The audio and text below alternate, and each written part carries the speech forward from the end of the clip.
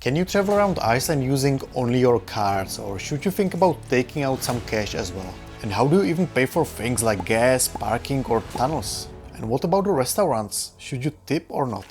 Well, there are definitely many things that you should know about on this topic before coming to Iceland, some of which are most likely going to be similar to what you are used to at home, but there are also things that could be completely different as well.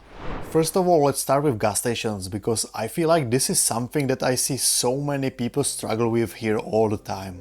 Probably the most important thing to know about is that most of the gas stations in Iceland are self-serviced only, which means that you will need a valid credit or debit card with a PIN to be able to pay for the gas. Some of the gas stations, however, usually those in the cities, also have a little convenience store attached to it, which basically gives you an option to also pay for the gas inside and even with the cash if you wanted to or needed to.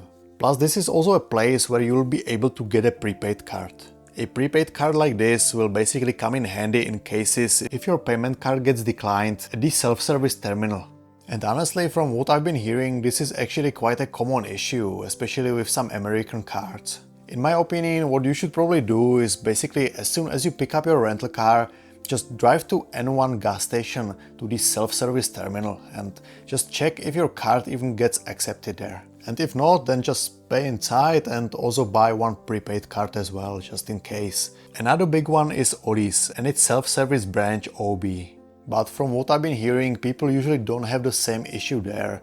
And so what you can probably do is to aim for these gas stations, Odis and OB, and then maybe just use the N1 card if you really need it to. But let me just quickly show you how to pay at the self-service terminal. Alright, so first of all you just start with choosing the language. Then you enter your card and wait for the terminal to read it.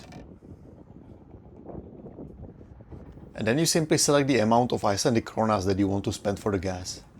But let me just pause here real quick and mention that I'm only choosing 5,000 kronas for the sake of making this video. Normally I would choose like 20,000 to fill up more or less empty tank on my car. And so what I would probably do is to simply ask at the place where you rented your car and ask what amount you should be selecting for the size of the tank that your car has.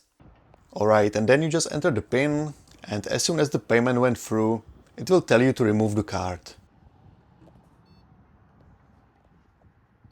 And so then you just pick up the right nozzle and start pumping. But if you chose higher amount that was actually needed, well, then your card will still be charged the full amount, but after they will deposit back the difference. And so we are basically always getting only charged for the pumped fuel. And I'll be probably making a more detailed video on gas stations at some point. But for now, just remember that the gasoline is always marked green, and diesel, well, it can be sometimes confusing because I have seen different gas stations have it either marked as a black, yellow, or sometimes even a blue flag, like in this case here. And in case that you forgot what kind of fuel your car is using, I would just check the fuel cap or the fuel cap door, because I believe that all the companies now are just using these small stickers that say basically exactly what kind of fuel you should use. And so make sure you double check that before you start pumping gas. Unfortunately, your spendings for the transportations won't end here, and there are another 3 cases where you might need to pay for your car. The first one that I want to mention is the paid city parking. Luckily here you'll only find those in downtown of capital Reykjavik and downtown of the second biggest town Akureyri. First of all, let's take a look at Reykjavik. There you can see that the parking zones are divided into 4 different zones. The main difference here would be between the prices that you are being charged per hour. But there are also exemptions where you don't have to pay, and that is in the evenings and on Sundays. Plus, one tip that I can give you is if you park by the church, which by the way is the place that I always recommend as a starting point for your self-guided city tours, there is a free parking lot that you can use. In Akureyri, there are much less of parking spaces, and honestly the only ones that you will most likely going to use is this P1 parking zone here. This is the parking lot which is closest to the street with all the shops, restaurants and bars. However, what I would recommend if you want to avoid that and you don't mind a short walk is to basically park at the green zone, at the free parking lot right here. Otherwise, when it basically comes to paying for the city parking, you can simply pay at the ticket dispensers with your card or coins. But probably more easier and time efficient way would be using Parka App and basically pay online through the app. And by the way, that is the app that you will need to install anyway. as you will need to use it to pay for all the parking at some of the most popular tourist attractions. Unfortunately, this is something that is becoming more and more common, and the list of the places where you need to pay to park is growing each year. And in my opinion, this is quite a controversial topic and definitely something that I want to discuss further, but I'll just leave that for some future video. But basically what you need to know is that you will have to pay through the Parka app at most of the places. Some places though are also using, for example, Parka App or website checky.is. And in case you are using my guide to plan your trip around Iceland, I have just updated the information for all the places that require you to pay for the parking, and so there won't be no surprises for you and you won't need to stress about where to go and pay. Luckily, we don't have any road tolls here in Iceland, but there is one place where you will need to pay for the tunnel. And that is a tunnel next to town Akureyri, Vallaheidi tunnel. And here you will basically have two options. You can either pay online at the website vegjal.is, or you can avoid it completely and drive over mountain pass Víkurskarð on road 84 instead. But just keep in mind that even though this road is paved and maintained, it can still often become impassable in the winter, especially after some strong wind or a snowstorm.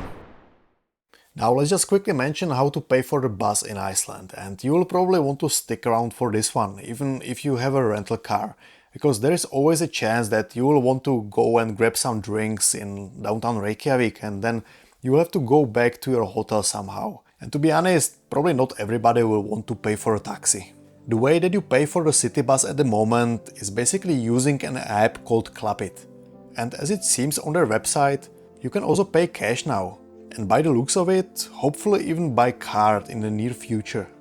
But if you want to travel out from Reykjavik into the countryside, for these long distance buses, to buy a ticket you can use both card and cash and simply pay to the driver. However, you cannot purchase the ticket online.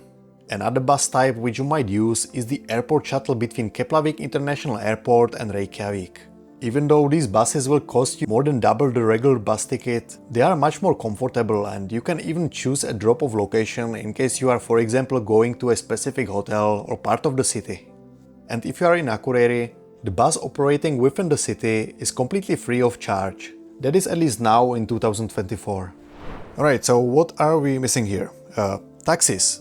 For this you can pay either with cash or card. Then we have domestic flights, you pay for that online. Ferries, well, as far as I know, most of them or all of them are bookable online. And the same thing goes for any experiences and activities, where you will most likely be making online bookings 90% of the time. And please, if I'm forgetting something here, just feel free to ask me that in the comment section below and I'll just do my best to answer. Now, how is it with the restaurants? And first let me probably answer the most common question that people ask, and that is, should you tip in Iceland? The short answer is no, but let me also say this. So I have worked here as a waiter in the past, and honestly I don't think that I have ever received a tip from a local, but I definitely got some from a tourists, and honestly it always made my day. And so frankly, even though I rarely leave tips here, because I mean the food is already expensive as it is, still if I'm really thrilled with the service or the food, I still leave something little extra. The downside though with, for example, tipping the server is basically that at most of these places all the tips go into like a collective tip jar, which in my opinion is the stupidest thing ever. But just to come back to actual paying for your food in the restaurant, it is pretty simple.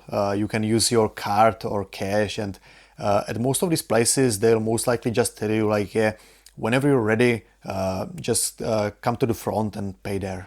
But if you don't want to really eat out and you just want to go and buy some groceries instead, it is still super simple as well. Basically all the shops, no matter if it's a tiny store or a big supermarket, they all accept debit and credit cards, and you can pay in cash there as well.